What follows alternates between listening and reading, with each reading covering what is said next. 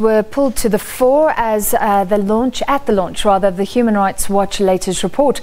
From Myanmar's Rohingya refugee crisis to the dire state of South Sudan and Yemen, and reflections on Syria's war that's left about 400,000 people dead.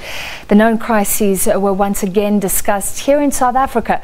Corruption, poverty, high unemployment and crime was mentioned in this report, significantly restricting South Africans' enjoyment of the rights that they do possess in law. Well, joining us in studio now is the Deputy Director of Programs at the Human Rights Watch, Babatunde Olugboji. Thank you for being with us, Babatunde. Thank you very much. We've been following, let's start in South Africa, the Life Esidimeni hearings. That's enough to suggest that we're going backwards. Is that correct? It's correct. I mean, the sad thing is that there's a bit of a vacuum in leadership in terms of support for human rights principles in Africa and globally. There's the issue of Donald Trump in the US, even in the UK, Brexit is something they're struggling with. So in this country, we're sort of looking at South Africa to be the leader in terms of ensuring that human rights are at the forefront of its foreign policy, of its domestic policy. But there's a lot of problems like you identified, poverty, corruption, crime rate, unemployment, and all kinds of human rights issues in South Africa. And also, South Africa is now the chair of SABC, so we expect South Africa to use that opportunity to press for human rights observance in different SADC countries like Zimbabwe, Angola, and so on and so forth. But in this country, there are quite a few human rights problems that we're focusing on. Can we be a leader when we don't even want to be part of the International Criminal Court? I think South Africa should be a leader. South Africa has been sending out mixed signals on the ICC, supporting ICC before the Rome Statute, but nowadays it's like government is withdrawing, we don't know what's going on.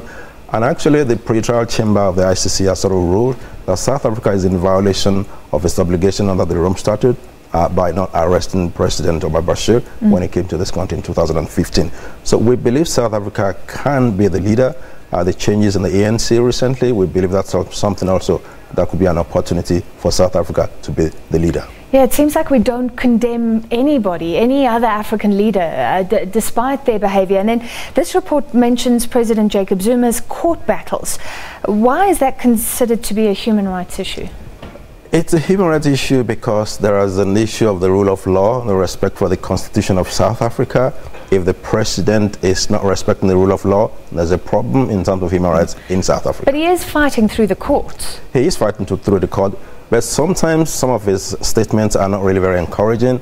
And also in this country... About the judiciary. About the judiciary, even though South Africa has a very good judiciary, very independent, but at the end of the day also, the statements coming from the presidency is not really encouraging.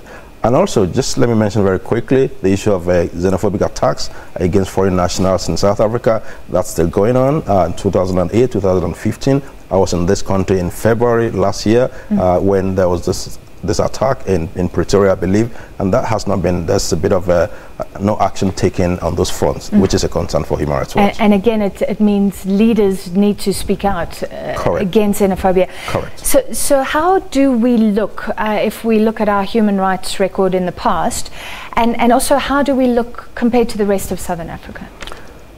I mean, South Africa is always the leader in Southern Africa, but where South Africa is now is not where South Africa should be. I mean, we shouldn't be comparing South Africa with countries like Zimbabwe in terms of human rights observance. There's a lot of things going on in this country that are great, but also there are a lot of things that needs to be changed, especially in terms of leadership.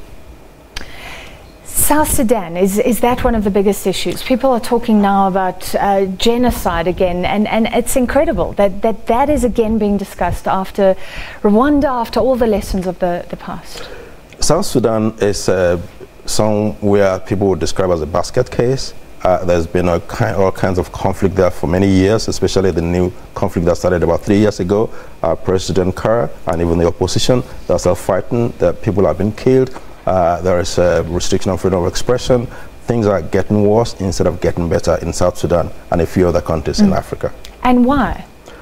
A lack of leadership from the region, from the AU, from the world, like you say, everybody's focused on their own issues right now. There's a bit of a rollback on human rights principles across the globe.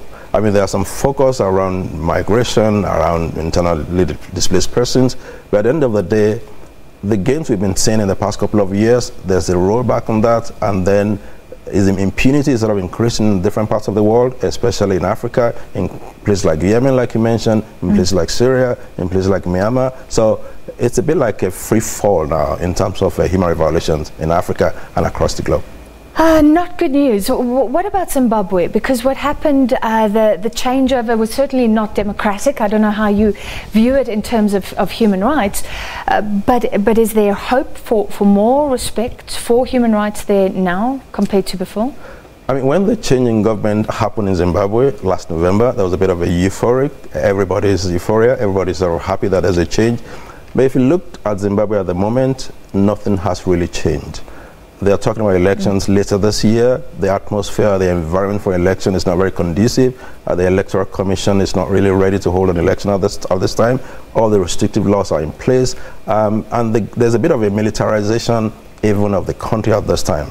Most of the top military brass, they are now in government, and then all kinds of things happening in terms of even extrajudicial killings that we're aware of. But they are sort of trying to cover that to sort of give the impression. You're aware of extrajudicial killings? We've gotten reports from some of our partners, and then also some of the key people in the Mugabe government, also like Chombo, the former finance minister, he was arrested. There were allegations that he was tortured. We couldn't confirm that, but we believe there is hope for Zimbabwe, but there needs to be sort of all kinds of reforms in the military, in terms of freedom of expression, allowing the journalists to report. So there is hope, but the way things are now, it's still not very good. Yeah.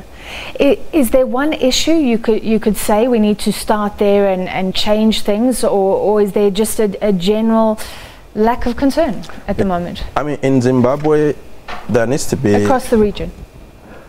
Across the region, there is hope. In Angola, for example, there's a new government, and the government is sort of saying the right things. We hope that's going to change things in terms of fighting corruption. In the Gambia, let me just sort of go to West Africa a little bit.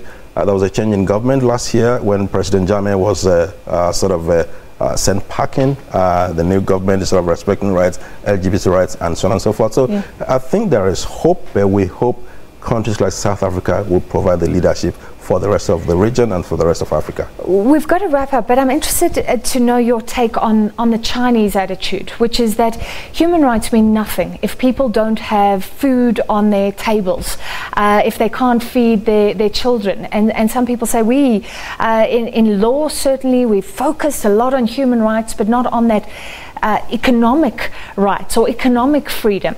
Is that something where we're not getting a connect in Southern Africa? It's a bit like what's going on in Rwanda. Rwanda has sort of made good strides in terms of economic development, but that's not sustainable if there's no political and civil rights. If there's no press freedom, if there's no freedom of assembly, freedom of association, there will be, even at some point, when there will be a rollback on the economic strides being made. Because so once people have economic freedom, they want democratic freedom. And we can't sort of pick and choose the right to respect. We need to sort of look at it as a package, indivisible, as one. All right, thank you so much for your time this evening. That was Babatunde Olugboji, the Deputy Director of Programs at the Human Rights Watch.